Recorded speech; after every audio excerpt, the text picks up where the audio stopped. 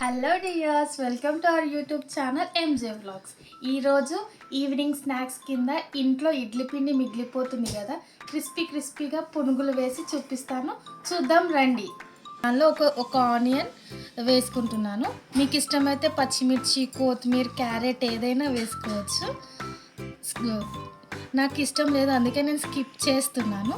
కొంచెం 2-3 table spoons upma రవ్వ వేసి మంచిగా కలుపుకొని, కొద్దిగా సాల్ట్,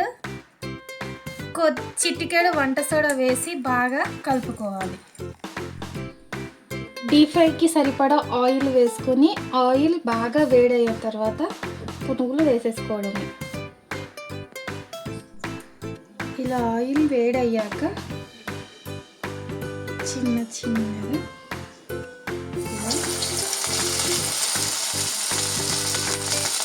వేసుకోవడం. ఇలా గోల్డెన్ బ్రౌన్ వచ్చే వరకు వేయించుకోవాలి. మెల్లిగా ఒకటొకటి తిప్పుకోవాలి. ఇలా మంచి కలర్ వచ్చిన తర్వాత పక్కకు తీసుకోవడమే. చట్నీకి రెడీ చేసుకుందాం.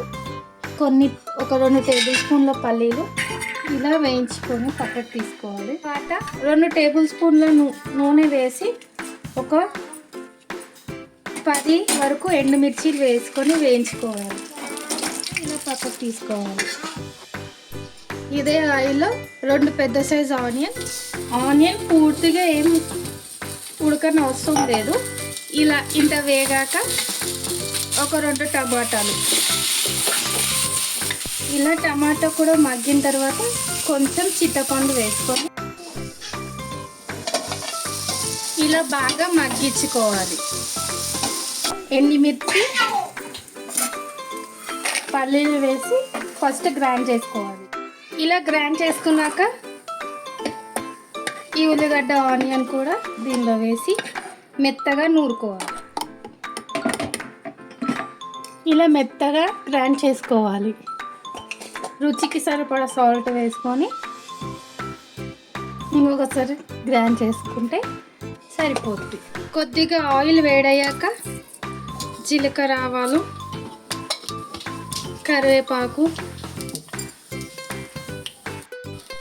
కొద్దిగా మినపప్పు, శనగపప్పు వేసి బాగా వేయించుకోవాలి.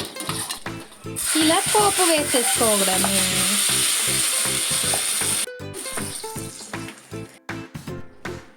ఇలా పిల్లలకి నచ్చేలా ఇంట్లోనే ఈజీగా స్నాక్స్ చేసి మనం తినిపించవచ్చు.